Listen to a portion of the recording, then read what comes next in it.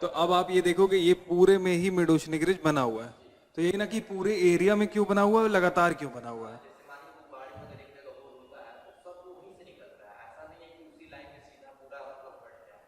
ठीक है,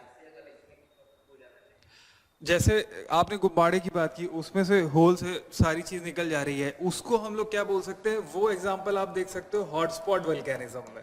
हॉटस्पॉट में क्या हो रहा है, एक स्पॉट है और उसी स्पॉट से वोल्केनिक इरप्शन आ रहा है। तो आपने जो एनालॉजी दिया है, एग्जांपल दिया है, जैसे गुब्बारे में छेद किया, सारा प्रेशर वहां से रिलीज हो रहा है, वो काम हॉटस्पॉट वोल्केनिज्म से हो रहा है कि ये सरफेस है और इस सरफेस में नीचे से मैग्मा आ रहा है और ये मैग्मा एक स्पॉट से बाहर की तरफ निकल रहा है, ठीक, और एक ही स्पॉट से मैग्मा आ रहा है, बाहर प्रेशर रिलीज हो रहा है। लेकिन जो मिड ओशनिक रिज है, मिड ओशनिक रिज में क्या हो रहा है, ये पूरा का पूरा समझ लो एक प्लेट है और यहाँ पे कन्वेक्शन सेल लगातार ऐसे चल रही हैं, मतलब हर एक जगह कन्वेक्शन सेल है। तो पूरा का पूरा प्लेट जब खिसक रहा है तो एक लंबी दरार हो गई, वहां पे कोई पॉइंट तो है नहीं कि एक हमने होल किया और उससे बस निकलेगा। यहाँ पे क्या है, पूरी पूरी प्लेट टूट जा रही है, तो जगह कितनी ज्यादा ज्यादा बन रही है और पूरी की पूरी प्लेट में ही प्रेशर रिलीज होगा।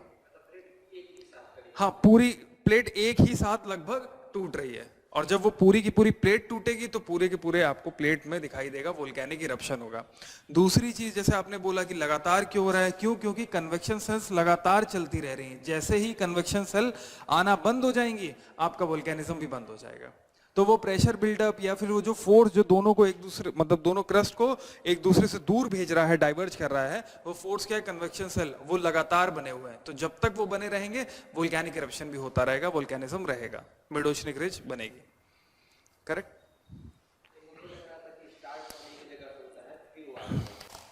नहीं नहीं, पूरा ऐसे टूट करके दूर जा रही है। हम लोगों ने कल कहाँ तक कन्वर्जेंट में कुछ लिखा था, ओशन कॉन्टिनेंट कन्वर्जेंस लिख लिया था, डायग्राम बन गया था ओशन कॉन्टिनेंट कन्वर्जेंस का। हमें कॉन्टिनेंट कॉन्टिनेंट कन्वर्जेंस होना है। सारांश आप पेज उतने छोड़ दीजिएगा, नोट्स ले लीजिएगा, ठीक है, हम लोग आगे बढ़ते हैं। बाकी अगर आपको कोई डाउट हो तो सारांश पूछ लीजिएगा आप, ठीक। कॉन्टिनेंट कॉन्टिनेंट कन्वर्जेंस पे पढ़ते हैं, लिख लीजिए कॉन्टिनेंट कॉन्टिनेंट कन्वर्जेंस। डायग्राम याद है, कॉन्टिनेंट कॉन्टिनेंट पहले लिख लेते हैं, जो डायग्राम आपको कॉपी में बनाना है वो भी मैं आपको बता दूंगा। First right continent continent convergence, first right continent continent convergence. तो एक बार फिर से बहुत इन ब्रीफ में बता रहा हूं, साथ में हम लोग लिखते हुए भी चलेंगे। कॉन्टिनेंट कॉन्टिनेंट कन्वर्जेंस में क्या होगा, ऐसा नाम से क्लियर है, कन्वर्जेंस होगा किसका, कॉन्टिनेंटल क्रस्ट और कॉन्टिनेंटल क्रस्ट का, ठीक। अगर यहाँ पे कन्वर्जेंस होता है तो जो हमारी कॉन्टिनेंटल क्रस्ट होती है उसकी डेंसिटी क्या होती है, because it is made up of andesite and granite, इसकी डेंसिटी बहुत कम होती है, तो सबडक्शन पॉसिबल नहीं है। क्यों, क्योंकि एस्थेनोस्फीयर की डेंसिटी बहुत ज्यादा है, तो बहुत ज्यादा डेंसिटी में कोई कम डेंसिटी वाला सबडक्ट नहीं हो सकता है। रिलेटिवली ओशनिक क्रस्ट की डेंसिटी ज्यादा होती है, सो इट कैन सबडक्ट, लेकिन कॉन्टिनेंटल क्रस्ट कभी भी सबडक्ट नहीं होती क्योंकि इसकी डेंसिटी बहुत कम है, ठीक। जैसे कई बार आपने देखा होगा कि पानी है, उसमें आप प्लास्टिक की बॉल जो होती है उसको दबाएंगे, वो फिर से ऊपर आ जाती है, ठीक, कभी भी वो सबडक्ट नहीं होगी। लेकिन वही पानी में अगर आप कोई और बॉल ले लें, आयरन की हो या किसी भी रबर की हो, या मतलब ऐसा जो भारी हो, ठीक है, प्लास्टिक से, तो वो क्या होगी, सबडक्ट हो जाएगी, नीचे चली जाएगी। करेक्ट? तो यहां हम लोग क्या लिख सकते हैं, इन कॉन्टिनेंटल कॉन्टिनेंटल कन्वर्जेंस लिख लो, इन सी सी ऐसे करके ही सीधे लिखा करो, इन सी सी कन्वर्जेंस, इन सी सी कन्वर्जेंस। अब ये लाइन तो हमें लिखने की जरूरत नहीं कि कॉन्टिनेंट कॉन्टिनेंट क्रस्ट कन्वर्ज कर रही है, इसको छोड़ दो। तो we can write in C C convergence there is no subduction, there is no subduction, there is no subduction. क्यों सबडक्शन नहीं है, तो वो आगे लिख लेते हैं, because continental crust is of very low density, because continental crust is of very low density.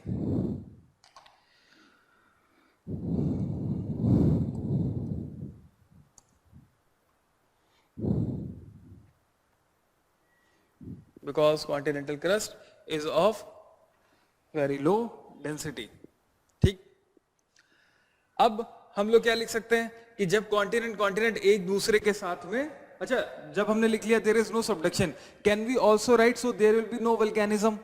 क्योंकि सबडक्शन नहीं हो रहा है। अगर सबडक्ट नहीं होगा तो प्लेट वहां पे कुछ भी मेल्ट नहीं होगी, मेल्ट नहीं होगी तो वोल्केनिक इरप्शन भी नहीं होगा। तो इसी के आगे लिख लो, hence there will be no volcanism, hence there there will be no volcanism. क्या हमें हिमालय के आसपास कोई भी वोल्केनोस देखने को मिल रहे हैं? नहीं मिल रहे हैं। अगर हम लोग कॉन्टिनेंट और ओशन प्लेट कन्वर्जेंस की बात करते हैं तो उसका एक एग्जांपल हमने देखा एंडीज। क्या हमें एंडीज के पास वोल्केनिक इरप्शन देखने को मिल रहे हैं? हाँ, मिल रहे हैं। ठीक,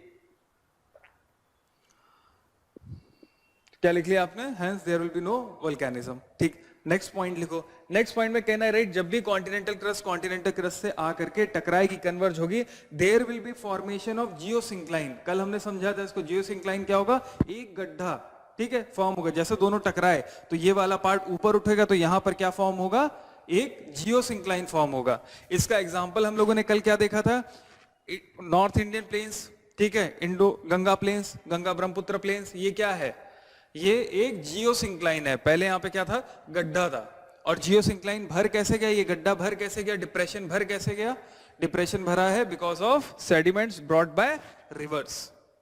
ठीक, तो लिखो, convergence will lead to formation of geosyncline, convergence will lead to formation of geosyncline, convergence will lead to formation of geosyncline. Spelling याद है जियोसिंक्लाइन की? GEOSYNCLINE,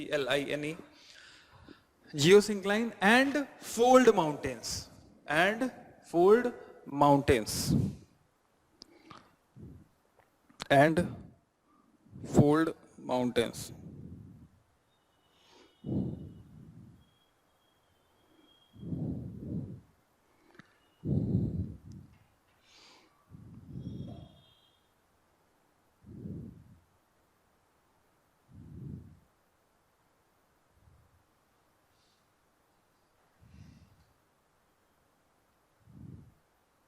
ठीक है।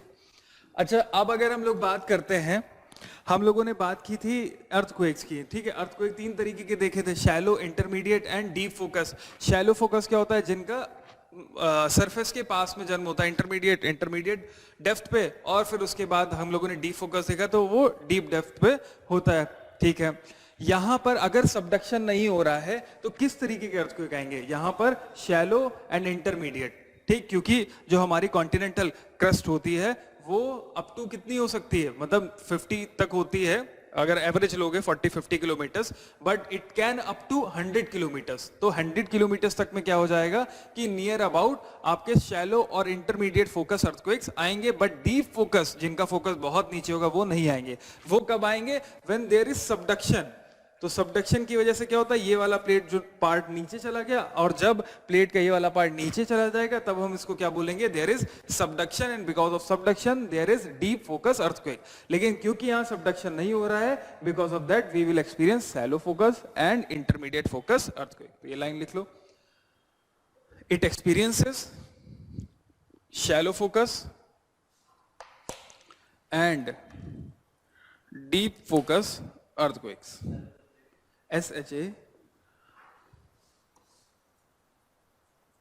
SHALLOW, shallow focus and deep focus earthquakes. Sorry, shallow and intermediate focus earthquakes.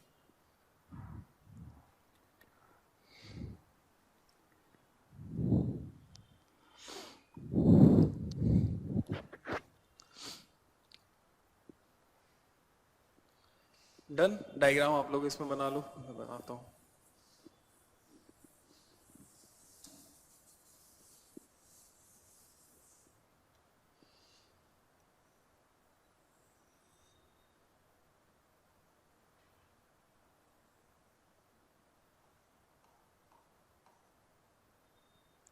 This is continental crust, इस तरफ move कर रही, continental crust move कर रही है। यहाँ पे आप दिखा देना, this is geosyncline and these are fold mountains, correct. बस इस तरीके से एक डायग्राम हमें बनाना है।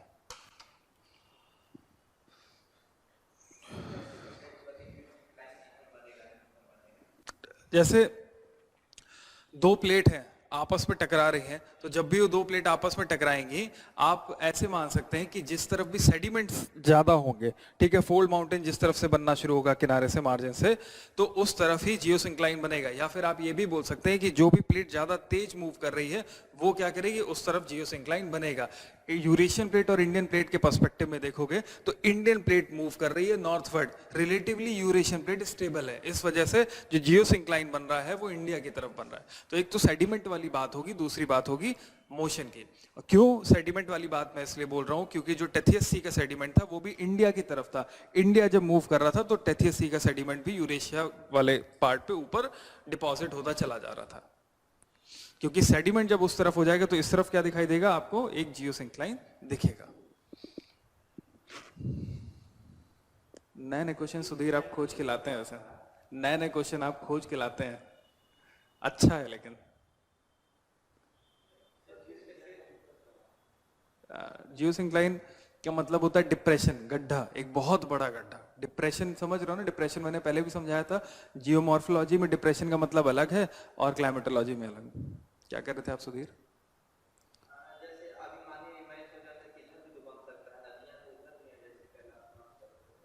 लेकिन आप मोशन की बात करोगे तो इंडिया जो है वो मूव कर रहा है, जब इंडिया मूव करेगा तो इंडिया की तरफ जियोसिंक्लाइन होगा।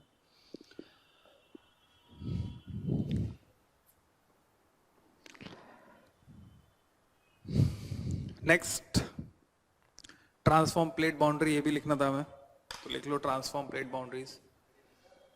हाँ ये वाला हो गया ना, नेक्स्ट लिखना है हमें ट्रांसफॉर्म प्लेट बाउंड्रीज।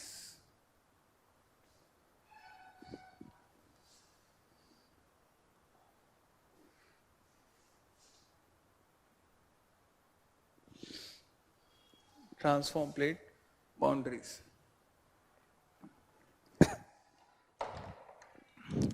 क्या इसमें कुछ भी डाउट है?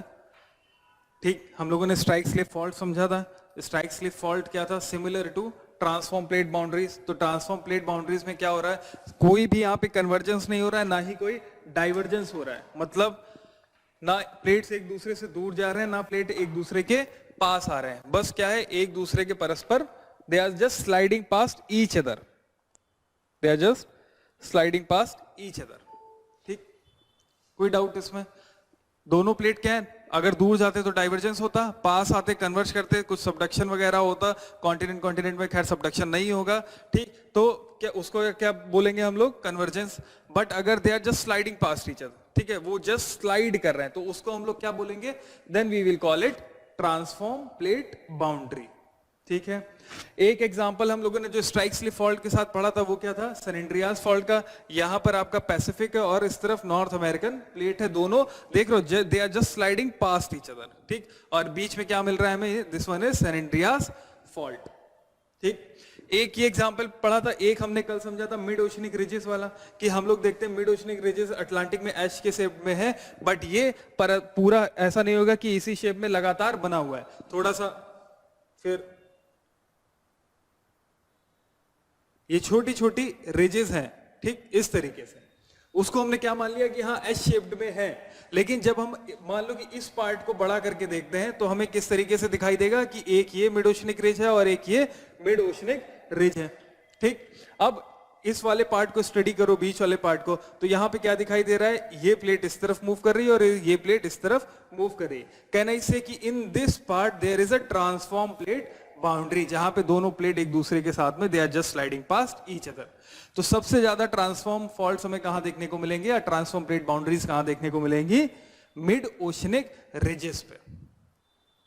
ठीक, करेक्ट। बस एक छोटे से हम लोग सेक्शन की बात कर रहे हैं यहाँ पे। हमने यहाँ पे क्या देखा कि एस के शेप में मिड अटलांटिक रिज, बट छोटे छोटे पार्ट्स में होती है, बिल्कुल एक ऐसा नहीं है कि बहुत स्मूथ एस सा बना हुआ है। ठीक है, उसको हमने मान लिया है। अब ये पार्ट्स में से अगर एक पार्ट को बड़ा करके देखोगे तो यहाँ पे क्या हो रहा है, ये इधर दोनों प्लेट्स अलग होकर के जा रही हैं, इसमें भी अलग होकर के जा रही हैं।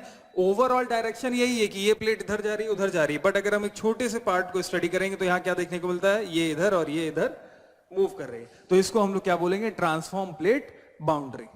करेक्ट। इसमें बस हमें यही दो बातें लिखनी है कि क्या होता है, सबसे ज्यादा मिड ओशनिक रिज में मिलता है, दैट्स इट। तो please write down.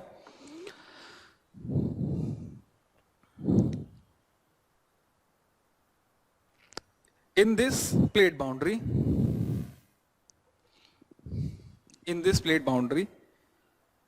plates slide past each other. Plates slide past each other. In this plate boundary, plates slide past each other. Can I say there is destruction or construction?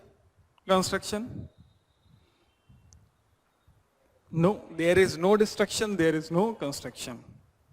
So I can write कि plates just slide past each other without any construction or destruction. Past each other, comma, without any construction or destruction. Construction हमेशा कहाँ हो रहा है? Divergent में. Destruction हमेशा कहाँ हो रहा है? Convergent में.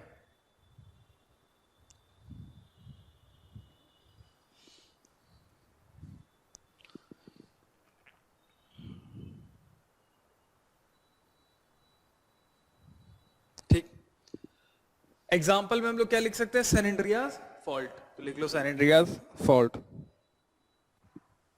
San Andreas fault. डायग्राम भी बना लेते हैं इसका.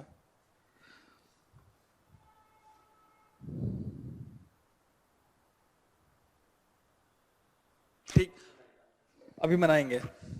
ठीक, एक एग्जाम्पल हमने लिख लिया इसका. दूसरा एग्जाम्पल हम लोग को मिड ओशनिक रिज के भी पॉइंट लिखना है. तो लिख लो मिड ओशनिक रिजेस के बारे में. Transform faults are also lights कम जल रही हैं क्या इधर?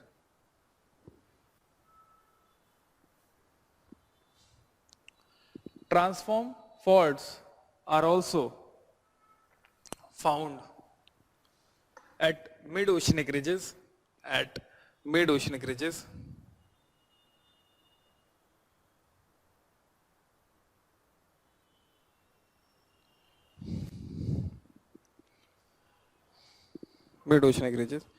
where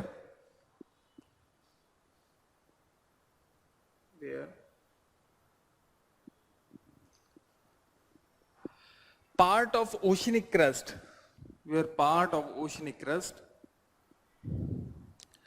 slide past each other. Where part of oceanic crust slide past each other.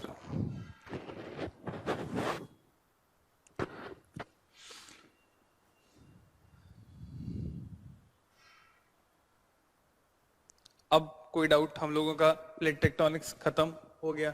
ठीक है, अब हमें फोर्सेस लिखने, क्रिटिसिज्म लिखनी है, मूवमेंट ऑफ इंडियन प्लेट देखना है.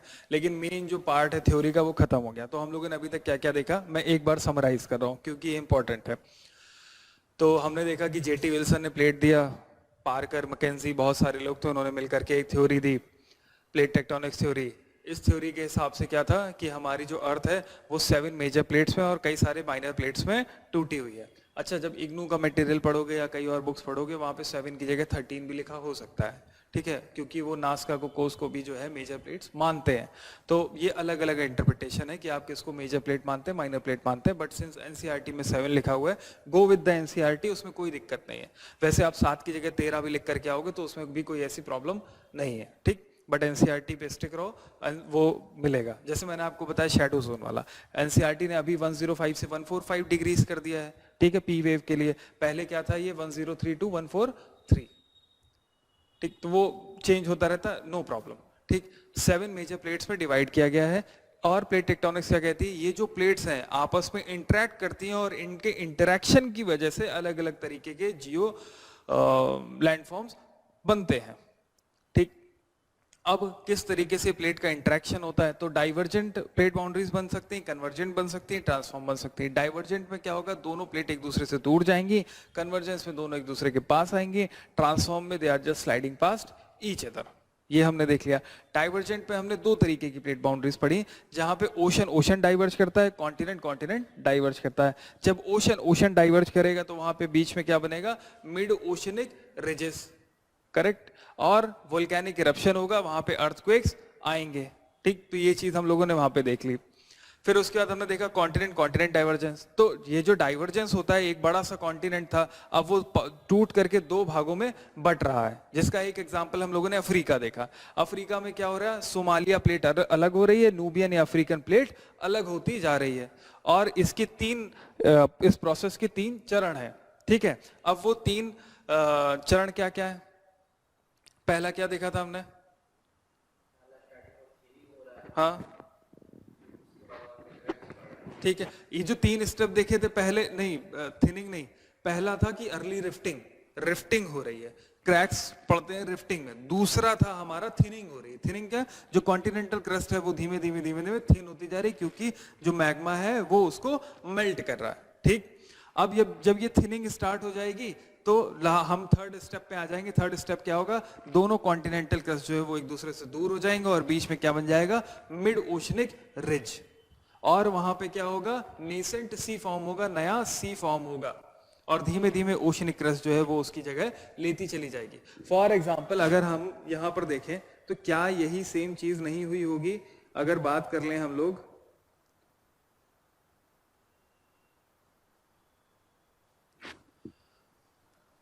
अगर हम लोग प्लेट टेक्टोनिक्स की ही फिर से बात करते हैं, इस वाले डायग्राम की, क्या सेम यही चीज साउथ अमेरिका के साथ नहीं हुई होगी? साउथ अमेरिका पहले कहां रहा होगा? कुछ इस तरीके से अफ्रीका के पास में। बट ये क्या है? ये दोनों कॉन्टिनेंट एक दूसरे से अलग हुए, अलग होने के बाद यहाँ क्या फॉर्म हुआ होगा? Mid oceanic ridge. बट ये धीमे धीमे मिड ओशनिक रिज जो है बढ़ती चली गई, ओशन फ्लोर बनता चला गया, तो मिड ओशनिक रिज भी कहाँ आ जाएगी? जहां आज है। और साउथ अमेरिका भी शिफ्ट होते होते कहाँ आ जाएगा? जहां पर आज है। ठीक, तो ये दोनों कॉन्टिनेंट भी कैसे अलग हुए होंगे अफ्रीका साउथ अमेरिका से? Because of continent continent divergence. आज हमें क्या देखने को मिल रहा है? इतनी बड़ी सी मिड ओशनिक रिज देखने को मिल रही है, और ये बनी है इन 200 मिलियन ईयर्स। क्योंकि 200 मिलियन ईयर्स अगो क्या था? यहाँ पे सब एक दूसरे के साथ में लगे हुए थे। अराउंड 200 या 250 मिलियन ईयर्स अगो दो सब एक पेंजिया बना करके बैठे हुए थे। But later because of continent continent divergence this thing happened. दूसरा एग्जांपल हम लोगों ने अरेबियन प्लेट और अफ्रीकन प्लेट वाला भी देखा था, जहां पे नेसेंट सी क्या है? रेड सी। अरेबियन प्लेट नॉर्थ में मूव कर रही है और African plate relatively south west की तरफ मूव कर रही है।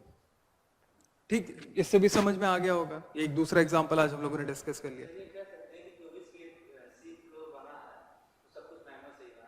हाँ, सारा मैग्मा से। मैग्मा देखिए, मैग्मा और लावा में डिफरेंस क्या होता है पता है आप लोगों को? नहीं, उसमें एक स्लाइट डिफरेंस होता है।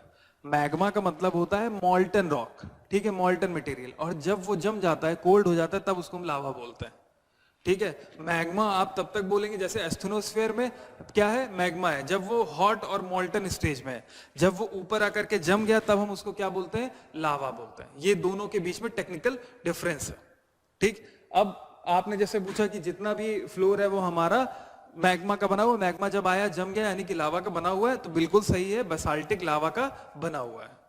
ठीक, और इसी वजह से क्या है? अब देखो, हम लोगों ने जहां कहीं भी डिस्ट्रक्शन देखा है, तो डिस्ट्रक्शन किसका हो रहा है? ओशनिक क्रस्ट का सबडक्ट कौन हो रही है? ओशनिक क्रस्ट, क्या कॉन्टिनेंटल क्रस्ट सबडक्ट हो रही? नहीं। जब ओशनिक क्रस्ट ही सबडक्ट हो रही है, तो जो पुरानी ओशनिक क्रस्ट रही होगी वो अब तक क्या हो गई? सबडक्ट होकर खत्म हो गई। That is why oceanic crust की एज क्या है? नई है। हम लोगों ने सी फ्लोर स्प्रेडिंग थ्योरी में पढ़ा था कि ओशनिक क्रस्ट जो हमने देखी उसकी एज कहीं भी हमको 200 मिलियन ईयर अगो से पहले की नहीं मिल रही। क्यों? क्योंकि सब डिस्ट्रक्शन तो उसी का हो रहा है, कंस्ट्रक्शन भी उसी का हो रहा है। कंस्ट्रक्शन खैर कॉन्टिनेंटल क्रस्ट भी कंस्ट्रक्ट हो रहा है, बट डिस्ट्रक्शन किसका हो रहा है? सिर्फ और सिर्फ ओशनिक क्रस्ट का। क्यों?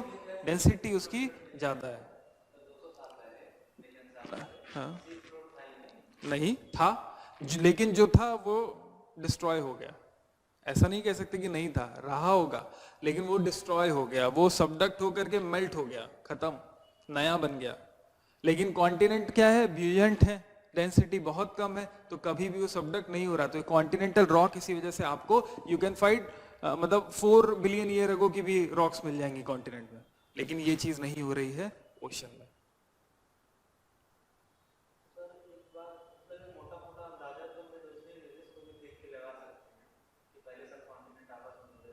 हाँ बिल्कुल लगाते हैं, इसको देख करके। हाँ लगा सकते हैं, उनको स्टडी करके हम लोग पता लगाते हैं। ठीक है, एक मिनट, हम लोग कहां तक आ गए थे बताइएगा एक बार। अच्छा, हम लोगों ने ट्रांसफॉर्म प्लेट, इसका अभी वो नहीं बनाया ना हमने डायग्राम, इसके बाद हमें रीजंस पढ़ना है। ठीक है, डायग्राम एक बार बना लेते हैं। डायग्राम आपको बस इसमें ये बनाना है, आप ऐसे दिखाना, एक प्लेट ये है और दूसरी प्लेट ये है। इस प्लेट के मूवमेंट का डायरेक्शन यहाँ पे, इस प्लेट के मूवमेंट का डायरेक्शन यहाँ पे, और बीच में आप दिखा देना ट्रांसफॉर्म प्लेट बाउंड्री। मिडोशनिक रिज कौन बोला है? अभी ऐसे नहीं, इसमें मिडोशनिक रिज लिखना है, ट्रांसफॉर्म प्लेट बाउंड्री, ठीक है। मिडोशनिक रिज जैसे इसको बना रहे हो, हम लोगों ने बहुत छोटे से पार्ट की बात की थी ट्रांसफॉर्म में, उधर वाले में, लेकिन तो इधर कहीं प्रेजेंट रही होगी, ठीक। हाँ, जैसे अब यहाँ पे मैंने उस दिन बोला था ना कि देखो ट्रांसफॉर्म को किससे डिनोट कर रहे हैं, एक सिंगल लाइन से। ज्यादातर लाइंस कहाँ देखने को मिल रही हैं आपको? मिडोशनिक रिजेस पे देखने को मिल रही है। तो सबसे ज्यादा ट्रांसफॉर्म कहाँ, प्लेट बाउंड्री कहाँ है? मिडोशनिक रिजेस में, जो हमने अभी थोड़ी देर पहले समझा था, सिमिलर टू दैट।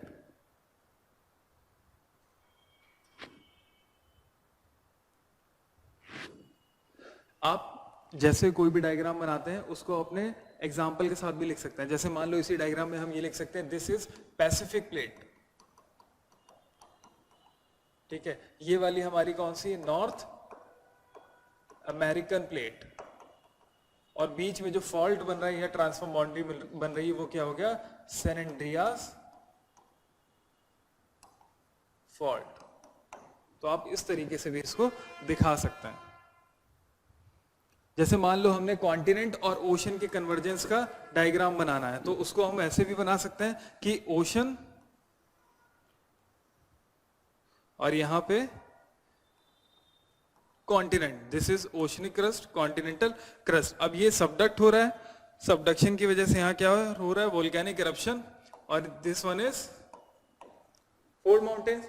तो can I say this oceanic crust is Pacific plate या नास्का प्लेट, और ये किसके नीचे सबडक्ट हो रही है? South American plate. यहां पे जो फोल्ड माउंटेन्स बन रहे हैं वो कौन से माउंटेन्स होंगे? Andes, correct. तो हम इसको लिख सकते हैं दिस वन इज एंडीज। यहां पे वोल्केनिक इरप्शन हो रहा है, माउंट कोटोपैक्सी फॉर एग्जांपल लिख सकते हो, करेक्ट। एग्जांपल के साथ भी दिखाना चाहो तो एग्जांपल के साथ भी दिखा सकते हो।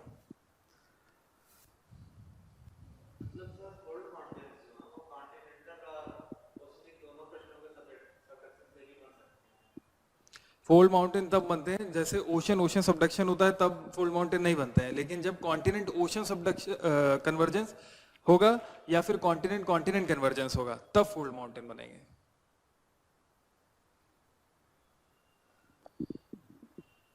ठीक है, आगे बढ़े। एक ये वाला डायग्राम देख लेना,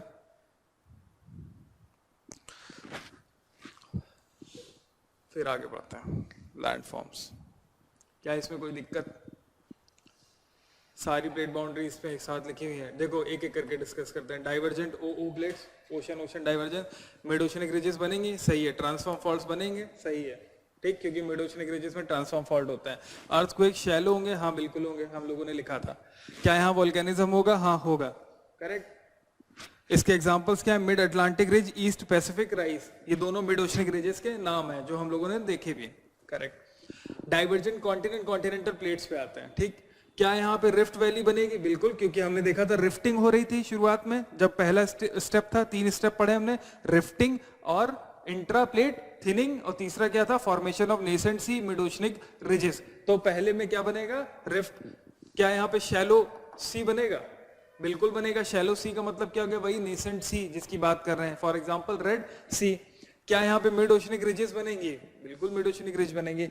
ब्लॉक माउंटेन्स बनेंगे। अगर रिफ्टिंग हो रही है, देयर इज व्हाट? टेंशन। और रिफ्टिंग की वजह से क्या होगा? एक पार्ट ऊपर एक पार्ट नीचे जा सकता है, there can be formation of block mountains. तो बिल्कुल ये होगा। अर्थक्वेक्स यहाँ पे शैलो होंगे, डाइवर्जेंट पे हमेशा अर्थक्वेक्स शैलो ही होंगे। सबडक्शन में क्या होता है कि इंटरमीडिएट और डी फोकस भी हो सकते हैं, क्योंकि प्लेट सबडक्ट होकर के नीचे तक जा रही है। क्या यहाँ वोल्केनिज्म होगा? बिल्कुल यहाँ पे बिल्कुल यहाँ पे वोल्केनिज्म होगा। एग्जाम्पल हम लोगों ने अफ्रीका का एग्जाम्पल देखा था, हम लोगों ने रेड सी का एग्जाम्पल देखा था। मिड अटलांटिक रिजेस, अभी मैंने आपको साउथ अमेरिका वाला एग्जाम्पल फिर से दिखाया, तो उसका वही यहाँ पे लिख दिया इन्होंने, मिड अटलांटिक रिजेस, ठीक। फिर उसके बाद हम लोग आते हैं कन्वर्जेंट प्लेट्स पे। क्या यहाँ पे ट्रेंचेस फॉर्म होते हैं? बिल्कुल ट्रेंचेस फॉर्म होते हैं, हमने देखा ट्रेंच बनते हैं। क्या यहाँ पे सबडक्शन जोन्स बनते हैं? सबडक्शन जोन बनते हैं। आर्क पिलागो बनता है, कई सारे आइलैंड्स बन रहे हैं, कल हम लोगों ने देखा था वोल्केनिक आइलैंड्स बनते हैं आइलैंड आर्क के पास में ट्रेंच के पैरेलल, तो आर्क पिलागो बनेगा। कल एक क्वेश्चन भी दिया था मैंने, फिर उसमें लिखा हुआ था आर्क पिलागो द्वीप समूह, ठीक। क्या यहाँ पे आइलैंड आर्क्स बनते हैं? बिल्कुल होता है। बेनियोफ जोन, बेनियोफ जोन का मतलब क्या होता है? वो जोन जहां पे शैलो, डीप और इंटरमीडिएट फोकस अर्थक्वेक्स आते हैं, तो वो यहां पर होगा, ठीक। Shallow, intermediate, deep focus earthquakes आएंगे कन्वर्जेंस में, ठीक है। Example Japan, Lucian island, Indonesia, Philippines, ये सब इसके एग्जाम्पल्स थे, ठीक है। आगे बढ़ते हैं। कन्वर्जेंट, ओशन और कॉन्टिनेंट कन्वर्जेंस, ठीक। ट्रेंचेस बनेंगी, बिल्कुल बनेगा। सबडक्शन जोन होगा, बिल्कुल होगा। फोल्ड माउंटेन्स बनेंगे, बिल्कुल होंगे। वोल्केनोस होंगे, बिल्कुल होंगे। बेनियोफ जोन होगा, ठीक। वोल्केनोस आप इसमें भी लिख सकते हैं, आइलैंड आर्क्स के पास में, यहाँ पे भी आप वोल्केनोस ऐड कर सकते हैं, क्योंकि volcanic eruption convergence ocean, ocean convergence में भी होगा। तभी तो आइलैंड्स बन रहे हैं, क्योंकि वो वोल्केनिक इरप्शन हुआ, बसाल्टिक लावा आया, ठीक है। बसाल्टिक लावा आया, बसाल्टिक मैग्मा आया, जब वो जमा तो वो क्या करेगा? वोल्केनिक आइलैंड्स बनाएगा, ठीक है।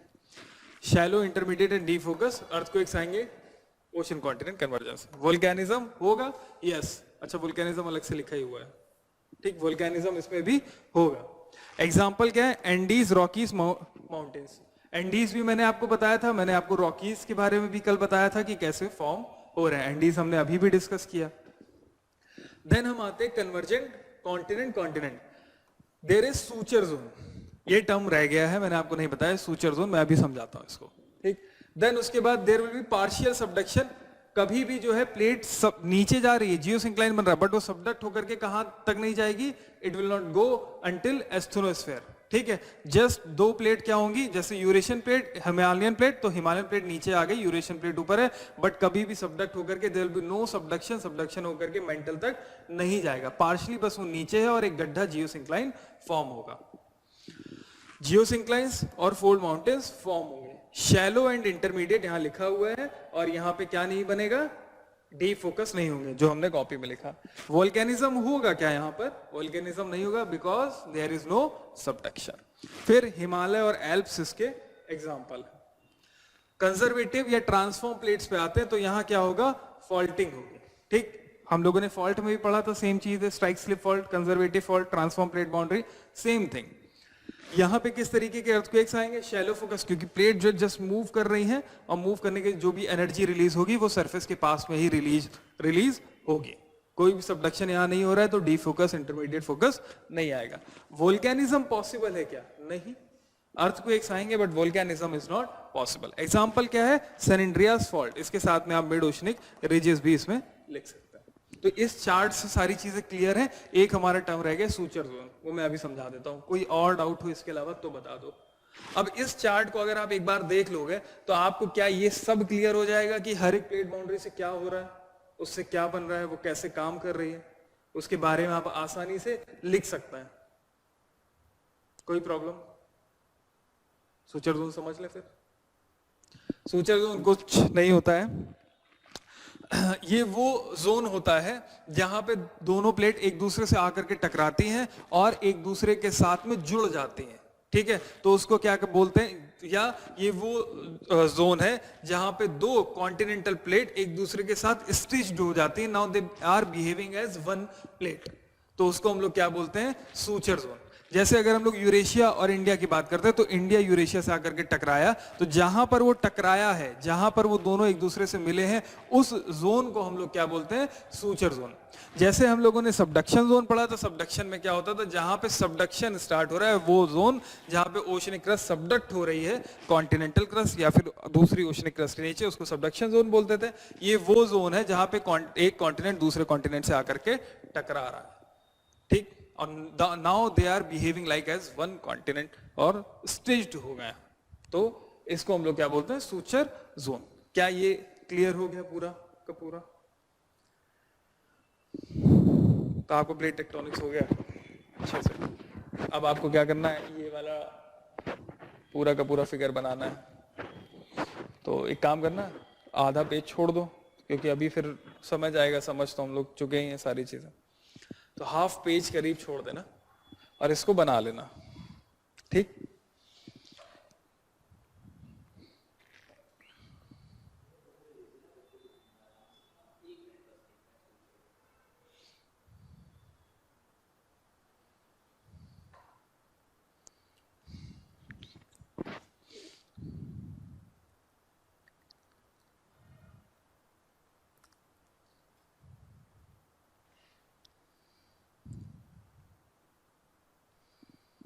ठीक है, मैं इसको हटा रहा हूं।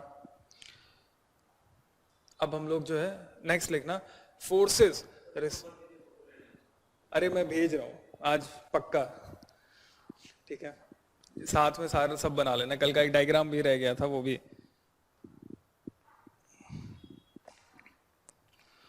अब हम लोगों को पढ़ना है forces responsible for plate tectonic movement. ये भी पूछा जा सकता है आपसे, तो फोर्सेस देखते हैं एक एक करके।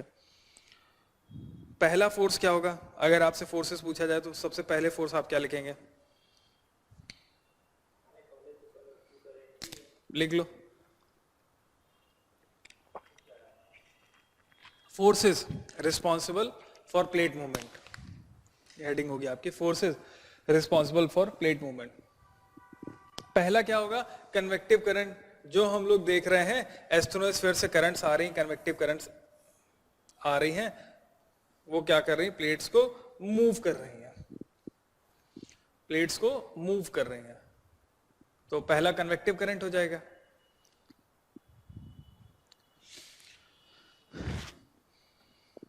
ठीक, दूसरा क्या होगा? अच्छा, ये कन्वेक्टिव करंट में लिख लोगे ना सारी चीजें कैसे मूव कर रही हैं, क्या हो रहा है, हम लोग बहुत दिनों से यही चीज समझ रहे हैं। दूसरा mental plumes, mental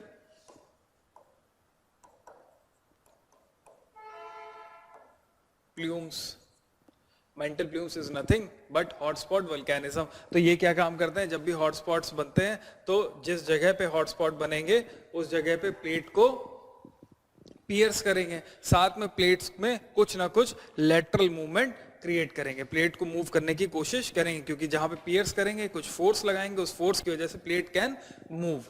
but major force हमारे पास क्या है? Convective currents. ठीक, बाकी तो सब ऐसे ही हैं। दूसरा लिखो मेंटल प्लूम, स्पेलिंग लिखिए mantle plumes.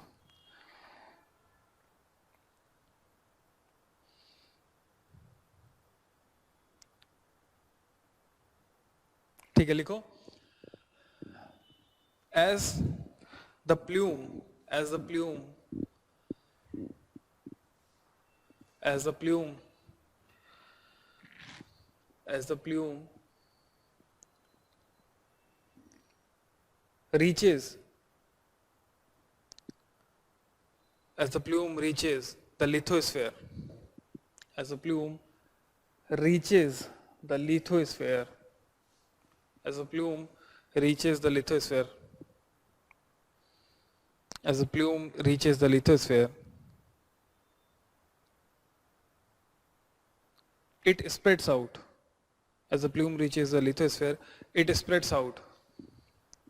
It spreads out on the Earth's surface. It spreads out on the Earth's surface. It spreads out on the Earth's surface. As the plume reaches the lithosphere, it spreads out on the Earth's surface and move the surface along the direction of mantle plume. Earth's surface and move the surface along the direction of mantle plume. And move the surface along the Earth's surface and move the surface along the direction of mantle plume. Along the direction of mantle plume.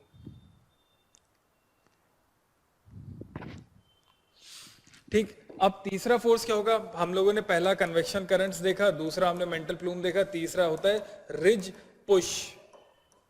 Ridge push का मतलब क्या होगा? Rich push का मतलब होता है जब ये कन्वेक्शन सेल्स की वजह से मैग्मा बाहर आ रहा है मिड ओशनिक रिजेस से। तो वो जो मैग्मा मिड ओशनिक रिजेस पे बाहर आता है, तो सपोज करो कि यहां पर मैग्मा आकर के अब जम चुका है, बट नया मैग्मा क्या कर रहा है, ये फिर से आकर के यहां पर जम रहा है। तो ये नया मैग्मा क्या करेगा, रिज को पुश करेगा अपनी जगह बनाने के लिए। जैसे मान लो कि यहाँ पे मैग्मा आकर के जमा हो गया, अब स्पेस नहीं है यहाँ पे निकलने के लिए जो नीचे से मैग्मा आ रहा है, बट वो क्या करेगा, it will apply some force and will again be deposited.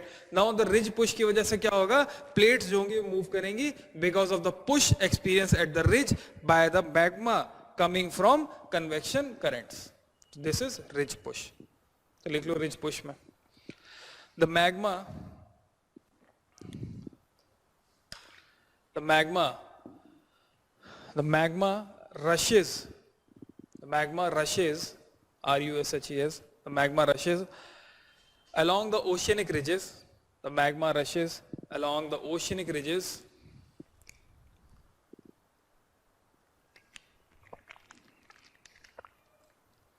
magma rushes along the oceanic ridges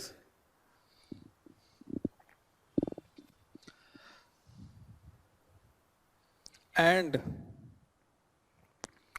solidifies. तो मैग्मा क्या होगा, बाद में सॉलिडिफाई हो जाएगा at mid oceanic ridge and solidifies at mid oceanic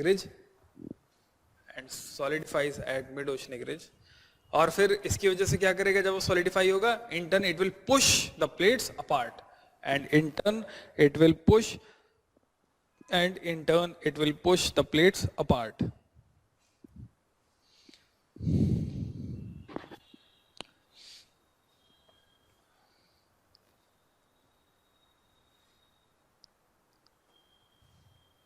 ठीक, लिखो स्लैब पुल।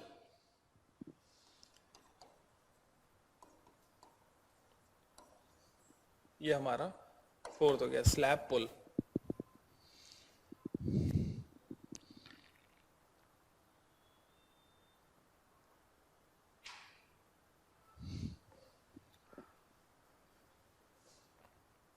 ठीक, स्लैब पुल का क्या काम हो गया, जो हम लोग ये देख रहे हैं ओशनिक क्रस्ट जो सबडक्ट हो रही है, सबडक्ट होने के बाद वो क्या कर रही है, ये वाला जो स्लैब का पार्ट है वो कहां चला जा रहा है, एस्थेनोस्फेयर में, मेंटल में। ये क्या काम करेगा, ये जैसे जैसे नीचे जा रहा है तो it will also apply force और ऊपर की क्रस्ट को नीचे खींचने की कोशिश करेगा। जैसे होता ना कि ये चीज अगर जैसे मान लो कि हम ये इसको देख रहे हैं, ठीक है, अब ये नीचे लटक गया तो ये एक फोर्स क्रिएट कर रहा है ना ऊपर वाले पे, जिसकी वजह से ये नीचे चलता चला जाएगा। तो इसी तरीके से क्या हो रहा है, स्लैब पुल क्या काम करेगा, ऊपर का जो ओशनिक क्रस्ट है वो खींचेगा, किसकी वजह से, जो सबडक्टिंग प्लेट है, जो सबडक्टिंग पार्ट है, क्योंकि सबडक्टिंग पार्ट में भी कुछ ना कुछ वेट है, तो वो क्या करेगा, ऊपर के प्लेट को नीचे पुल करेगा। इसको हम लोग क्या बोलते हैं, स्लैब पुल। करेक्ट, लिख लो इसको।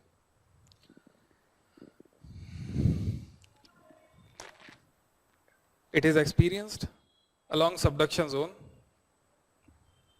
It is experienced along subduction zone. It is experienced along subduction zone. It is experienced along subduction zone. It is experienced along subduction zone. Where subducting plate, जो plate subduct हो रही है वो, where subducting plate, it is experienced along subduction zone, where subducting zone will pull the whole slab below, will pull the whole slab below, the whole slab will pull the whole slab below. ठीक, पूरा का पूरा slab नीचे की तरफ जाएगा। 4 हम लोगों ने देख ली, एक लास्ट हमारा जो बचा हुआ है दैट इज ग्रेविटी। हर जगह ग्रेविटी आ जाता है।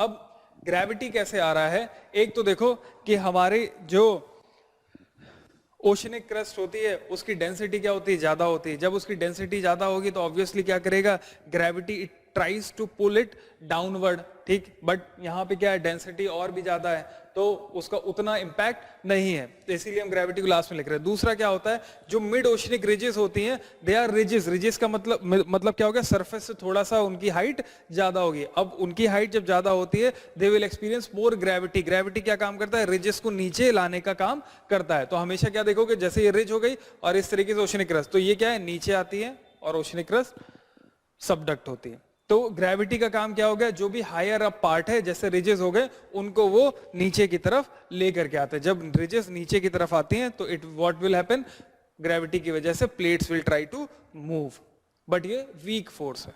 जो मेन फोर्सेस हैं वो क्या क्या है हमारे, एक तो कॉन्टिनेंट ये कन्वेक्शन करंट, ठीक, उसके बाद ridge push is important, slab pull is important, then उसके बाद मेंटल प्लूम, देन उसके बाद gravity. Gravity is the least important force, लिख लो ग्रेविटी में। Mid oceanic ridge stand, mid oceanic ridge stand, mid oceanic ridge stand, mid oceanic ridge stand high on oceanic floor,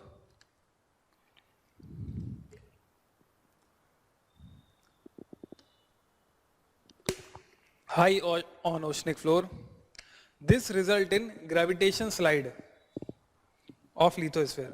This result in gravitation slide of lithosphere. This result in gravitation slide of lithosphere. This result in gravitation slide of lithosphere away from what? Away from, नहीं, mid oceanic ridge, बिल्कुल सही है, away from mid oceanic ridge, लिख लो away from lithosphere, away from mid oceanic ridge.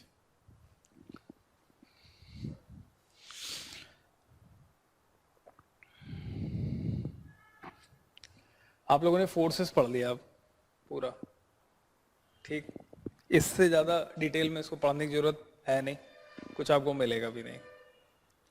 Next अब हम लोग आते हैं क्रिटिसिज्म पे। दो क्रिटिसिज्म भी लिख लो ताकि अगर पूछ ले तो प्लेट टेक्टोनिक्स की क्रिटिसिज्म भी बता सको। पहले आप बताइए कि क्रिटिसिज्म क्या क्या है। हम लोगों ने बीच बीच में बहुत सारी क्रिटिसिज्म, जैसे कॉन्टिनेंटल ड्रिफ्ट थ्योरी पढ़ रहे थे तब डिस्कस किया था। प्लेट टेक्टोनिक्स में भी कुछ कुछ चीजें मैंने आपको बीच बीच में बताई हैं, तो आप बताइए क्या है क्रिटिसिज्म। बिल्कुल, उससे पहले कैसे मूव हो रहा था तो नहीं बता रहा था, तो पहले पॉइंट यही लिख लेते हैं जो आपने बताया। तो क्रिटिसिज्म डैश करके लिखना, पहला प्लेट टेक्टोनिक्स थ्योरी या PTT can not explain plate movements of past, plate movement of past.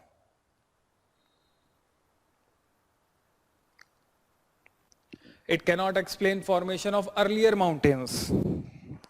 It cannot explain formation of earlier mountains and the difference between present and earlier plates. It cannot explain formation of earlier mountain and the difference between present and earlier plates.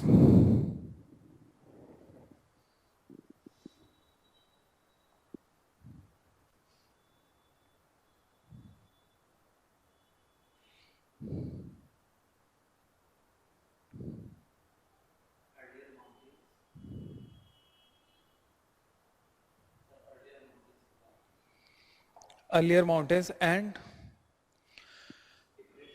difference between present and earlier plates, and difference between present and earlier plates.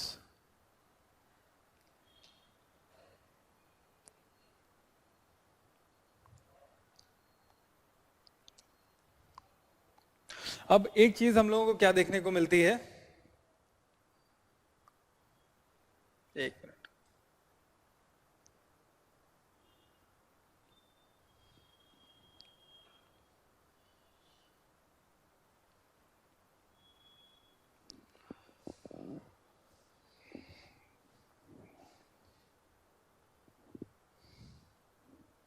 अगर यहां पर हम लोग Africa को देखें और Antarctica को देखें तो क्या होगा, अफ्रीका के चारों तरफ आपको क्या देखने को मिल रहा है, there is just creation of crust, ठीक, यहाँ कहीं भी सबडक्शन जोन नहीं है। अंटार्कटिका के पास में देखोगे तो यहाँ पे भी कहीं पे भी आपको सबडक्शन जोन नहीं दिखाई दे रहा है। तो ये चीज प्लेट टेक्टोनिक्स एक्सप्लेन नहीं कर पाता है कि क्यों यहाँ पर सिर्फ और सिर्फ फॉर्मेशन ऑफ न्यू क्रस्ट हो रहा है, लेकिन there is no destruction of crust. ठीक, तो इसको इस एक पॉइंट को लिख लो, it does not explain why Africa and Antarctica, why Africa and Antarctica. It does not explain why Africa and Antarctica are surrounded by ridges. It does not explain why Africa and Antarctica are surrounded by ridges. It does not explain why Africa and Antarctica are surrounded by ridges, but have no subduction zone. But have no subduction zone to accommodate new lithosphere. But have no subduction zone to accommodate new lithosphere.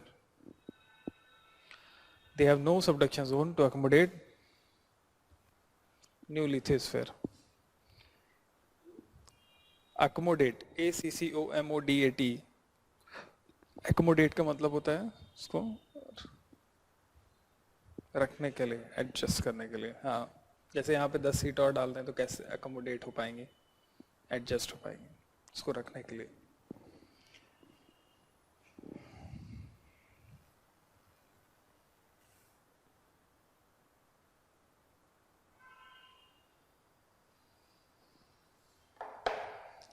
To accommodate this. Correct? Last एक और इनकी criticism क्या है कि hotspot volcanism कैसे काम कर रहे हैं, this can not be explained bye plate tectonics theory. अभी तक नहीं पता है कि हॉटस्पॉट वोल्केनिज्म कैसे काम करते हैं। हॉटस्पॉट वोल्केनिज्म में हम इतना जानते हैं कि यहाँ जो मैग्मा, मॉल्टन मैग्मा ऊपर आ रहा है, सॉलिडिफाई हो रहा है, वो कोर मेंटल बाउंड्री से आ रहा है, बट वो क्यों इन स्पेसिफिक लोकेशन पे आ रहा है, we do not know. Hotspot volcanism में क्या है कि आज से 200 मिलियन साल पहले जहां पे वो मैग्मा निकल रहा था, आज भी वही निकल रहा है, वो चेंज नहीं हो रही है उनकी लोकेशन। ऐसा क्यों हो रहा है, we do not know. Plate tectonics भी हॉटस्पॉट वोल्केनिज्म के बारे में कुछ नहीं बता पाया है कि ऐसा क्यों हो रहा है, कि इन स्पेसिफिक प्लेसेस से ही ये वोल्केनिज्म क्यों हो रहा है, मैग्मा ऊपर क्यों आ रहा है। फॉर एग्जाम्पल अगर हम लोग रीयूनियन हॉटस्पॉट को देखते हैं तो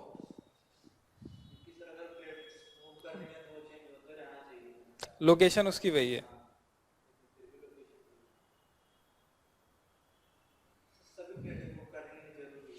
हाँ सारी प्लेटें मूव कर रही हैं, बिल्कुल ठीक। अब जैसे अगर हम लोग इंडिया की बात करते हैं तो अराउंड इंडिया, जब ये 50-70 मिलियन ईयर अगो इंडिया कहाँ था, इंडिया रीयूनियन हॉटस्पॉट के पास में था। जब इंडिया रीयूनियन हॉटस्पॉट के पास में था तब वहां पे क्या हुआ, वोल्केनिक इरप्शन, और उस वोल्केनिक इरप्शन के वजह से क्या फॉर्म हुआ, डेक्कन प्लेट्यू। तो इंडिया जब रीयूनियन हॉटस्पॉट के ऊपर से गुजर रहा था तब क्या हो गया, तो जो हॉटस्पॉट वोल्केनिज्म के जैसे लावा था वो डेक्कन प्लेट्यू में आकर के जमा हो गया, उससे क्या बना, डेक्कन प्लेट्यू। आज भी रीयूनियन हॉटस्पॉट पे हमें इस तरीके के वोल्केनिक इरप्शन देखने को मिलते हैं और वहां पे कई सारे आइलैंड्स फॉर्म हुए हैं। मेडागास्कर के पास, एक मिनट एटलस खोलो जरा, इंडियन ओशन पे आओ, मेडागास्कर के पास में आओ, इंडियन ओशन देखना, दिखाना मुझे, दिखाना।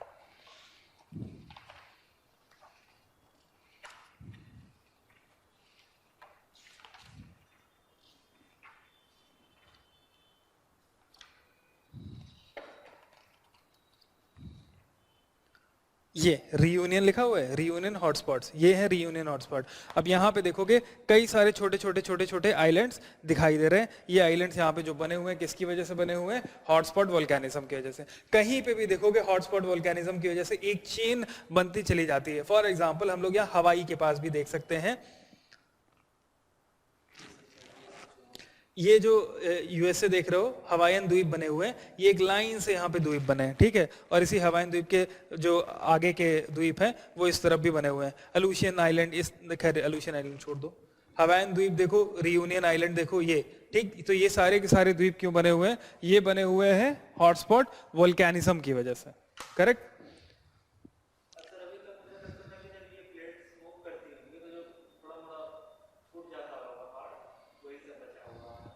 नहीं, ऐसा नहीं है। देखो, प्लेट्स जब मूव कर रही तो क्या हो रहा है, मान लो कि यहाँ पे हॉटस्पॉट वोल्केनिज्म हो रहा है, तो अभी यहाँ पे वोल्केनिक इरप्शन की वजह से बना, प्लेट मूव की, दूसरा आइलैंड यहाँ बना, मूव की, तीसरा आइलैंड यहाँ बना, यहाँ बना, यहाँ बना, यहाँ बना, लेकिन हॉटस्पॉट वोल्केनिज्म एक ही जगह पे हो रहा है, तो वी विल सी एक आइलैंड की चेन। ठीक है, हमें ये पता है कि हॉटस्पॉट वोल्केनिज्म का लोकेशन कभी चेंज नहीं होता है, लेकिन आइलैंड चेन से हमें ये मालूम पड़ जाता है कि प्लेट कैसे मूव की होगी, क्योंकि हॉटस्पॉट वोल्केनिज्म हमेशा एक ही जगह पे रहता है। अब प्लेट टेक्टोनिक्स भी एक्सप्लेन नहीं करता है, हमको नहीं पता है कि ऐसा क्यों हो रहा है। ठीक, तो ये इनकी एक लिमिटेशन हो गई। नेक्स्ट आते हैं जो हम लोगों को पढ़ना है, दैट इज,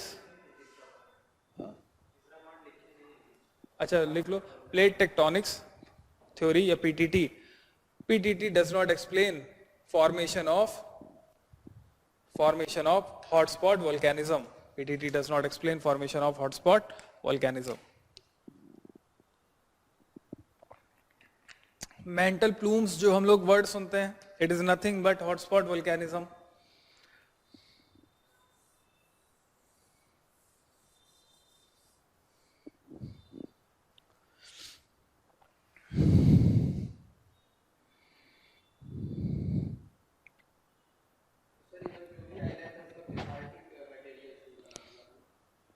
बिल्कुल, क्योंकि हॉटस्पॉट वोल्केनिज्म कहाँ से आ रहा है, कोर मेंटल बाउंड्री से आ रहा है। मेंटल में बसाल्टिक टाइप ऑफ मैग्मा ही ऊपर आता है और वो हाईली फ्लूइड होगा, इस वजह से वोल्केनिक माउंटेन्स या पीक्स नहीं बनाएगा, वो क्या बनाएगा, वो आइलैंड्स बनाएगा। क्यों, फ्लूइड है तो बहेगा। ठीक है, और बहने की वजह से क्या होता है, शील्ड वोल्केनो भी बनता है। शील्ड वोल्केनो में क्या है कि बहुत दूर तक लावा बह करके चला जाता है, तो शील्ड की तरह दिखाई देता है कुछ इस तरीके से, और यहाँ से लावा नीचे ऊपर निकल रहा है और बह रहा है। कभी भी कोन्स या वोल्केनिक माउंटेन्स नहीं बनेंगे। अच्छा, इसी से याद आया, एक चीज रह गई थी, इसको देख लो। वैसे अभी हॉटस्पॉट वोल्केनिज्म फिर से आएगा, एक minute.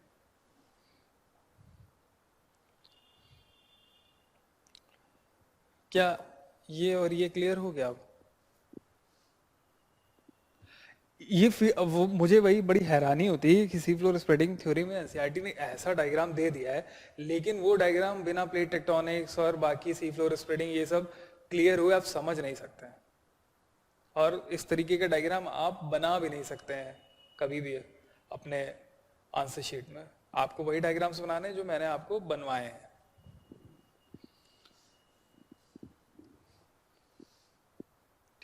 Next topic, last topic पे आते हैं, मूवमेंट ऑफ इंडियन प्लेट।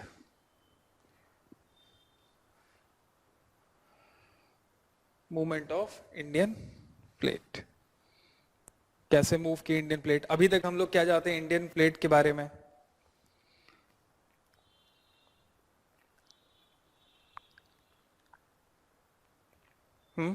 अभी तक हम लोग क्या जानते हैं इंडियन, हाँ टकरा गया, बिल्कुल। तो हिमालय फॉर्मेशन हुआ। हम लोग अभी तक ये जानते हैं India was part of Laurasia और गोंडवाना लैंड। लॉरेशिया और गोंडवाना लैंड किसका पार्ट था? गोंडवाना लैंड का। India was part of Gondwana land, और गोंडवाना लैंड में भी इंडिया कहाँ था? अंटार्कटिका के पास में था। ठीक है, और इंडिया अंटार्कटिका के पास में था। जब 200 मिलियन ईयर अगो हमने पढ़ा था कॉन्टिनेंटल ड्रिफ्ट थ्योरी में कि ड्रिफ्टिंग स्टार्ट हुई, तो इंडिया ने अपनी नॉर्थवर्ड या इक्वेटरवर्ड जर्नी स्टार्ट कर दी। अब इंडिया क्या है, पहले कहां था? यहां पे था, अर्ली इंडिया जहां लिखा हुआ है गोंडवाना लैंड के पास में। अब इंडिया मूव कर रहा है धीमे धीमे ऊपर की तरफ आ रहा है। ठीक, अब इंडिया जैसे मैंने बोला around 60 million years ago India जब रीयूनियन हॉटस्पॉट के पास में था, जो कि आपने मैप में देखा कहां है, मेडागास्कर के पास में।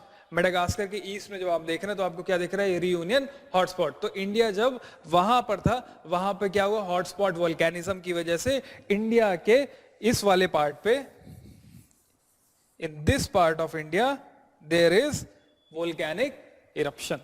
ठीक है, और ये वोल्केनिक इरप्शन की वजह से, हॉटस्पॉट वोल्केनिज्म की वजह से क्या होगा? This leads to formation of Deccan plateau. ठीक, पूरा लावा यहाँ पे जमा हो गया पूरे बड़े से जगह पे, और उसको हम क्या बोलते हैं? डेक्कन प्लेट्यू। ठीक, अब इंडिया 60 मिलियन ईयर अगो के बाद तब भी आगे बढ़ता रहा, ऊपर बढ़ता आ रहा। Around 20 million year 40 million years अगो क्या रहा होगा, एग्जैक्ट डेट्स तो किसी को नहीं पता है, बट हम अराउंड बोल करके चलते हैं कि हाँ इसी के आसपास। अराउंड 40 मिलियन ईयर्स अगो क्या रहा होगा, India collided with Eurasian plate and जो फॉर्मेशन होगा, फॉर्मेशन ऑफ हिमालय स्टार्ट्स, वो भी कई फेजेस में होगा। सबसे पहले क्या बना, सबसे पहले हमारा बना ग्रेटर हिमालयस, फिर उसके बाद हमारा क्या बना मिडिल हिमालयस, फिर उसके बाद लास्ट में हमारा क्या बनेगा शिवालिक्स। तो हमें कई फेजेस में जब हिमालय का फॉर्मेशन होगा तो अलग अलग माउंटेन रेंजेस देखने को मिलती हैं। तो सिंस 40 मिलियन ईयर्स अगो, अब तब से लेकर के अभी तक हिमालय का फॉर्मेशन चल रहा है। Still India is moving northward. तो आज से आप ये मान सकते हो कि 10 मिलियन साल बाद हो सकता है कि शिवालिक के बाद एक और पर्वत श्रृंखला बन जाए, या गोरखपुर एक हिल स्टेशन बन जाए, लखनऊ और करीब पहुंच जाए, तो इट कैन हैपन। लेकिन उसके परेशान कई बार होता है ना, ऐसी चीजें आ जाती हैं जब वो देख लो कि 1 बिलियन साल बाद सूरज खत्म हो जाएगा, तो बड़ा एग्जिस्टेंशियल क्राइसिस हो जाती है कि अरे सब खत्म हो जाएगा। खैर अपनी जिंदगी बहुत कम है उन सब के मायने में। हाँ, तो कभी कभी फील होने लगता है ये बस खत्म, सब होने ही वाला है, ऐसा कुछ है नहीं। ठीक है, कोई प्रॉब्लम इसमें, हमने समझ लिया इंडिया मूव कैसे कर रहा था, करेक्ट, कैसे क्या क्या चीजें हुई। तो इंडिया कैसे मूव कर रहा था, around 200 million years ago India was part of Gondwana land. पहले Pangaea broke up into 2 parts, Gondwana land का पार्ट था।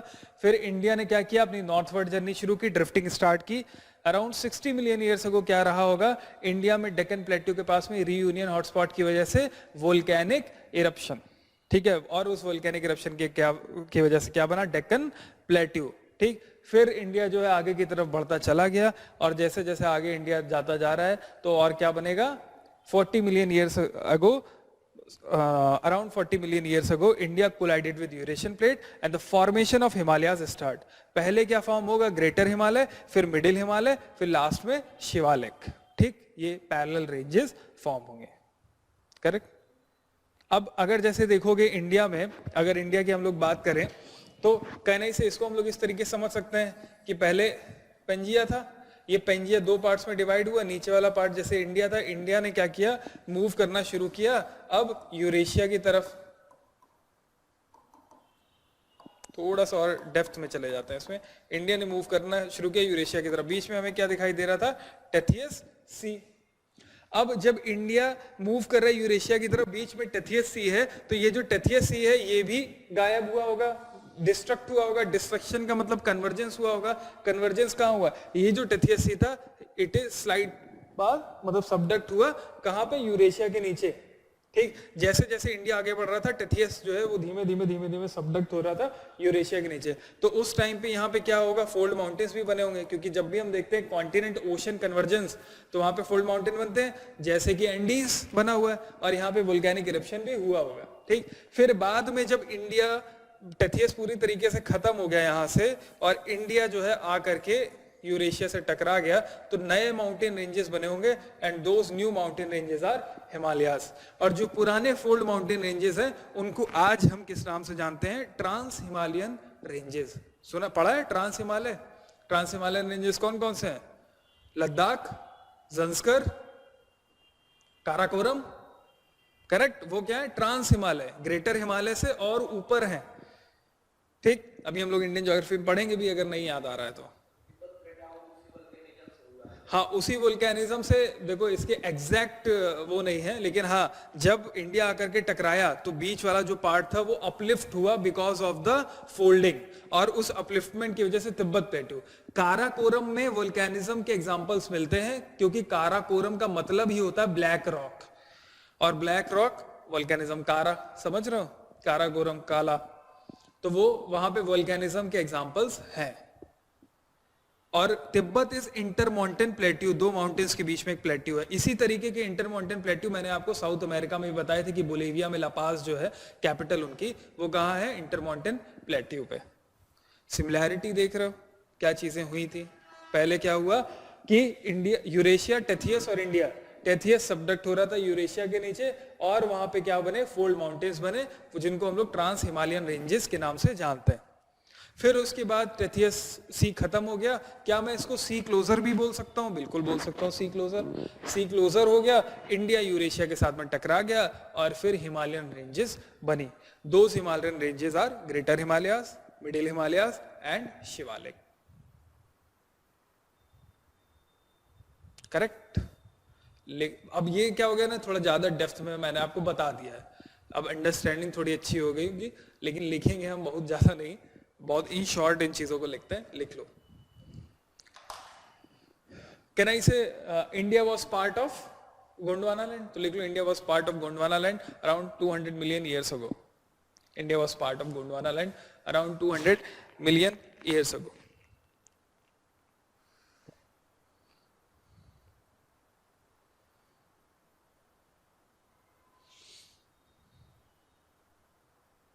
ठीक।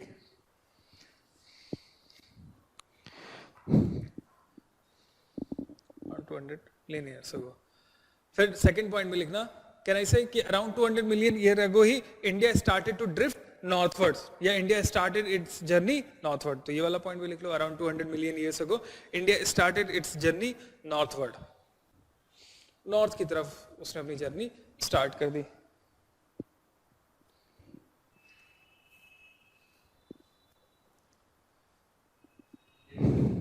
It's northward journey, its northward journey. Can I write during this time the condition क्या रही होगी? India, Tethys sea and Eurasia. तो आई can say कि there was Tethys sea present between Eurasia and India at that time.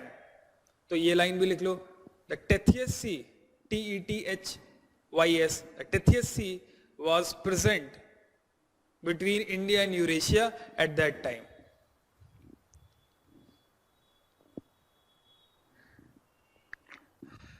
At that time,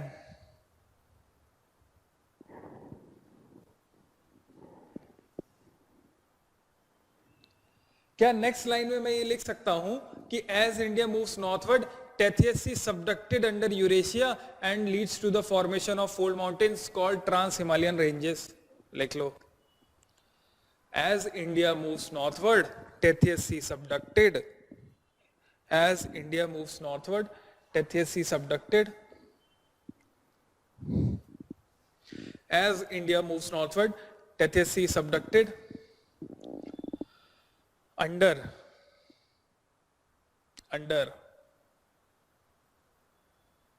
Eurasia, forming a new fold mountain called Trans-Himalayan Ranges, forming a new fold mountain called Trans-Himalayan Ranges. Trans की spelling पता है? TRANS, trans Himalayan ranges.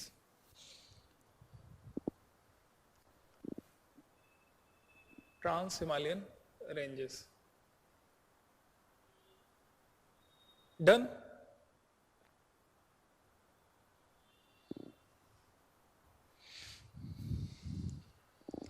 Done.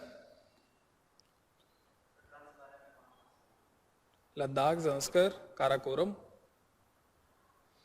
Ladakh, Zanskar, Karakoram, Zanskar ZANSKR, Zanskar, Karakoram.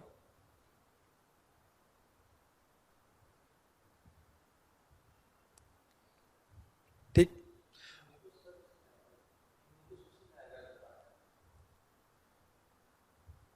Hindu Kush नहीं, उसमें नहीं, वो और भी पहले का है, Hindu Kush mountain ranges.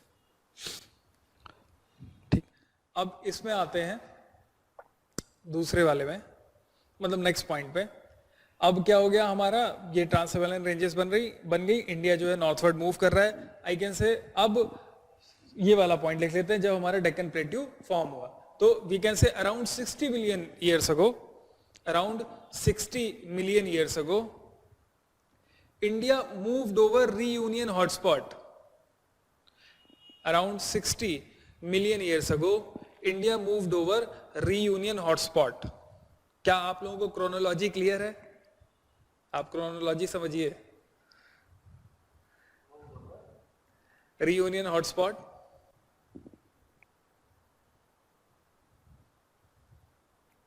Around 60 million years ago, India moved over Ionian hotspot, leading to the formation of Deccan Plateau. Leading to the formation of Deccan Plateau.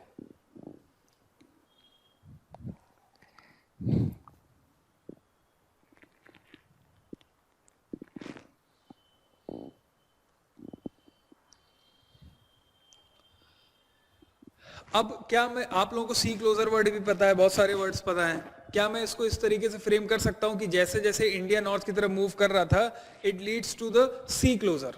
ठीक है, sea closure of Tethys sea happened and India eventually collided with the Eurasian plate around 40 million years ago and the formation of Himalayas started.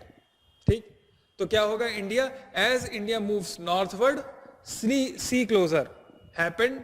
ठीक, क्यों है हो रहा है, क्योंकि India north की तरफ मूव कर रहा है. ठीक है, टेथियस सी पूरा का पूरा सबडक्ट हो गया यूरेशियन प्लेट के नीचे, और जब वो सबडक्ट हो गया तो उसके बाद में क्या बनेगा, इंडिया जब यूरेशिया के साथ कोलाइड करेगा तो हिमालयाज बनेंगे. करेक्ट, तो लिख लो, as India move northward, as India move northward, northward, northward, the Tethys Sea was completely subducted. The Tethys Sea was completely subducted. The Tethys Sea was completely subducted, leading to sea closure.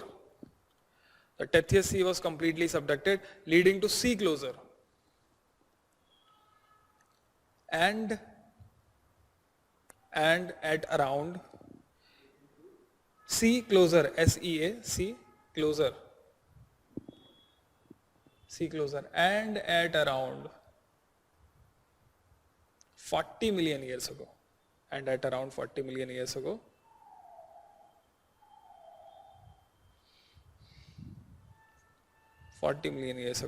India collided with Eurasia. India collided with Eurasia, forming Himalayas in the process. Forming Himalayas in the process. In the process. तो अब हम लोगों को movement of Indian plate भी clear हो गया है पूरा. आप क्या काम कर सकते हो घर जाकर के, NCERT chapter number 4 class 11 physical geography, you can read that if you wish to. Wish आपकी होनी भी नहीं चाहिए, पढ़ना ही पढ़ना है. ठीक है, कोई डाउट इसमें, समझ में आ रहा हो? ये वाला डायग्राम जरा बना लो जिसमें बना हुआ है. हाँ, आप ऐसे बना सकते हो एक डायग्राम. आप अलग अलग डायग्राम बनाना. पहले बनाना आप इस तरीके से कि ये गोंडवाना लैंड है और इंडिया इज पार्ट ऑफ, अब ऐसे दिखा देना, दिस वन ये लॉरेशिया है, this one is Gondwana land, बीच में आपका टेथियस सी है. ठीक है, और this one is India. Now India, when India broke from Gondwana land, तब क्या हो जाएगा, आप इस तरीके से दिखाएंगे इंडिया इससे अलग हो गया. अब यहाँ पर आपको क्या दिख रहा है, यूरेशियन प्लेट. नीचे वाला नहीं बनाना है, ऊपर बस ध्यान देना, यूरेशियन प्लेट, और this one is our Indian plate, और इंडिया नॉर्थवर्ड मूव कर रहा है. फिर लिखना अराउंड 50 मिलियन ईयर अगो क्या होगा कि इंडिया में जो डेक्कन वाला पार्ट है, तो यहाँ लिखना अराउंड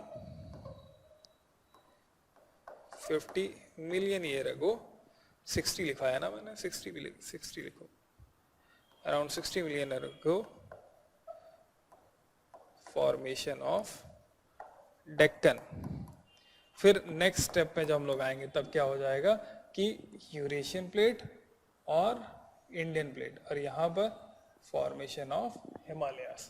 आप ये दिखा देना, Eurasian plate and then this is Indian plate, और यहाँ पर जो हमें दिख रहा है, this one is Himalayas. Correct, तो अलग अलग पार्ट्स में तोड़ करके आप ये डायग्राम बना लो.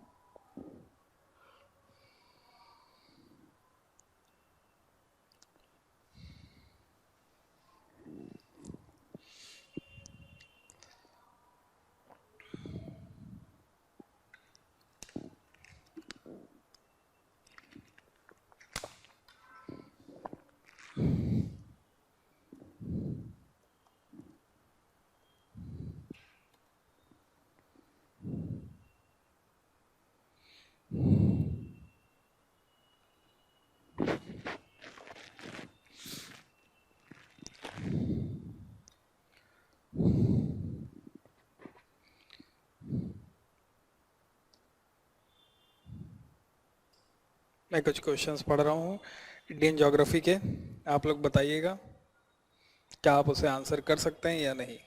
ठीक है, पहले इसको बना लो फिर पढ़ते हैं।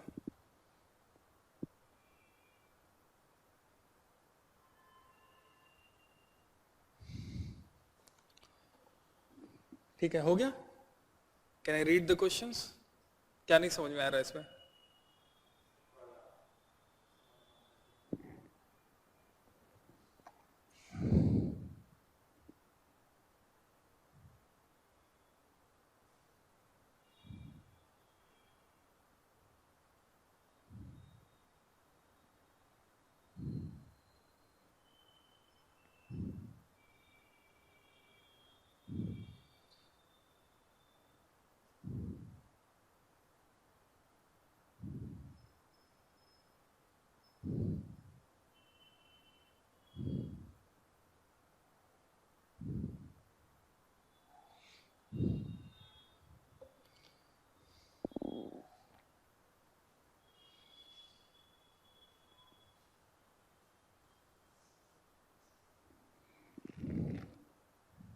डन और नॉट डन? इतना डायग्राम आप बना दोगे ऐसे, एग्जामिनर खुद ही समझ जाएगा, सब पता है आपको।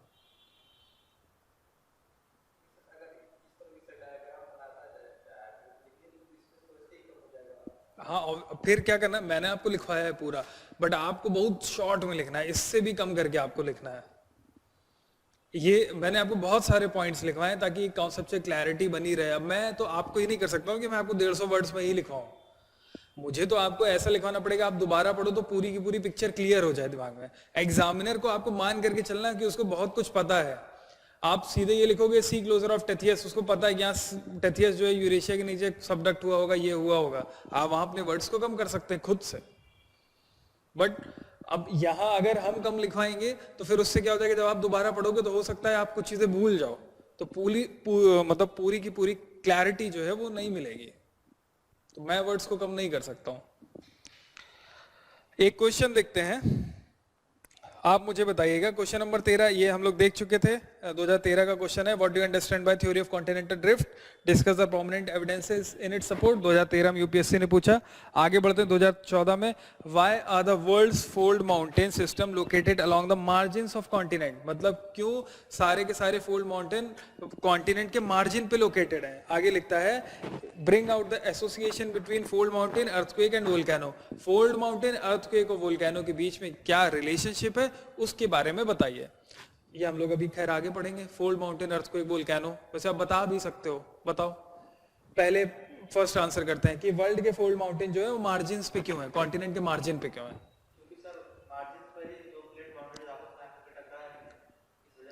क्योंकि ज्यादातर हम लोग क्या देख रहे हैं, जैसे एंडीज हो गया, रॉकीज हो गया, मार्जिन पे क्यों है? क्योंकि वहां पर क्या हो रहा है, कॉन्टिनेंट ओशन कन्वर्जेंस हुआ होगा तो मार्जिन पे हो गए। कुछ आप इसमें आगे ये भी लिख सकते हो, पहले पूरा कॉन्टिनेंट ओशन कन्वर्जेंस बता दोगे, रॉकीज कैसे बना, एंडीज कैसे बना, उसके बारे में बता दोगे। आप फिर ये भी बता सकते हो, एटलस के बारे में भी बता सकते हो। आप ये भी बता सकते हो कुछ जो है कॉन्टिनेंट के इंटीरियर पे भी हैं, वो कैसे बने, कॉन्टिनेंट कॉन्टिनेंट कन्वर्जेंस पे। तो ऐसा नहीं कि सारे के सारे मार्जिन पे, कुछ बीच में भी हैं। फॉर एग्जांपल एल्प्स का एग्जांपल दे सकते हो, फिर और आप इनका हिमालयास का एग्जांपल दे सकते हो। तो ये कहाँ है, इंटीरियर में। तो आप आराम से ओशन कॉन्टिनेंट कन्वर्जेंस के जरिए बता सकते हैं कि क्यों फोल्ड माउंटेन्स जो है वो मार्जिन्स पे हैं, क्योंकि मार्जिन्स पे सबडक्शन की वजह से there is formation of fold mountain. Correct. और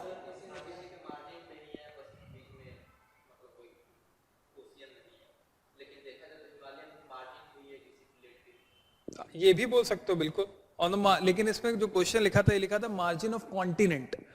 तो कॉन्टिनेंट के मार्जिन पे तो नहीं है ना, हम तो पूरा अब एक कॉन्टिनेंट उसको मान करके चल रहे हैं बड़ा सा। नहीं, मार्जिन पे नहीं है, क्योंकि वो इटली और आप ऊपर देखोगे फ्रांस, स्विट्जरलैंड, जर्मनी, उनके बीच में है।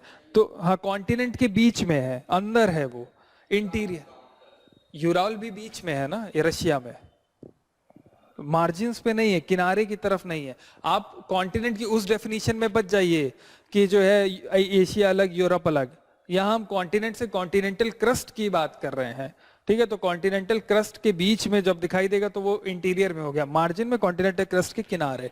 तो आप यूरल जैसे बोल रहे हैं, तो आपने इस वजह से बोला क्योंकि एशिया और यूरोप के बीच में यूराल है, उस कॉन्टिनेंट पे मत जाओ।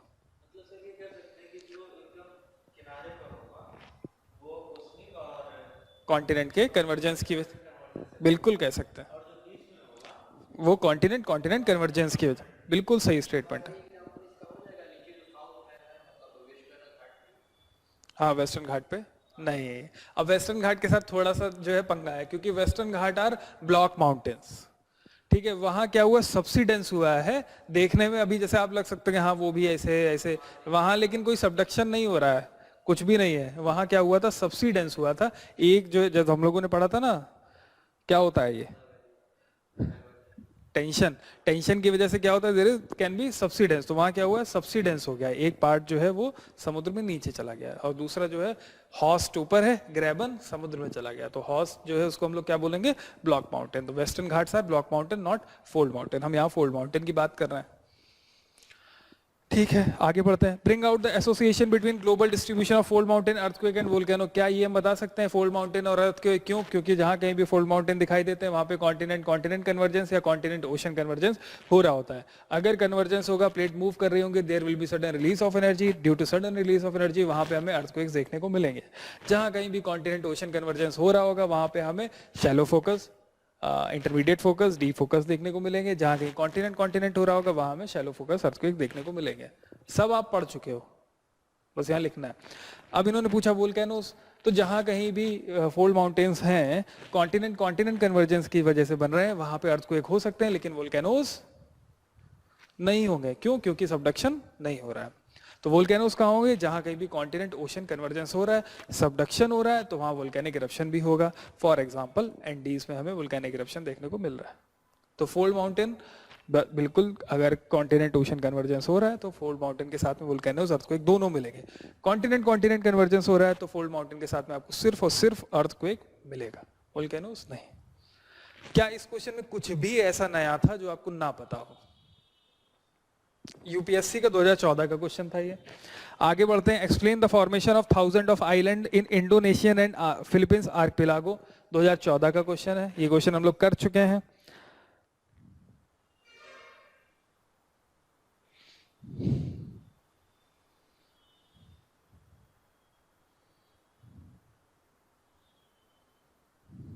अच्छा, एक 2021 का क्वेश्चन देखते हैं, इसका एक पार्ट बस पढ़ते हैं। Briefly mention the alignment of major mountain ranges of the world. तो क्या इस अलाइनमेंट को हम लोग प्लेट के अलाइनमेंट के साथ में बता सकते हैं कि प्लेट्स जैसे मूव कर रही हैं, जो प्लेट का अलाइनमेंट होगा वही माउंटेन रेंजेस होगा। जैसे एंडीज नॉर्थ से साउथ की तरफ अलाइंड है, क्यों? क्योंकि जो है नास्का प्लेट और साउथ अमेरिकन प्लेट भी उसी तरीके से सबडक्ट हो रही नॉर्थ टू साउथ। अगर हम लोग हिमालय की बात करते हैं तो हिमालय कर्व शेप में है फ्रॉम वेस्ट टू ईस्ट। क्यों? क्योंकि इंडिया और यूरेशिया उसी तरीके से कोलाइड कर रहे हैं। तो आप कैसे बता पाओगे अलाइनमेंट को? With the help of plate tectonics theory. ये भी आप कर सकते थे।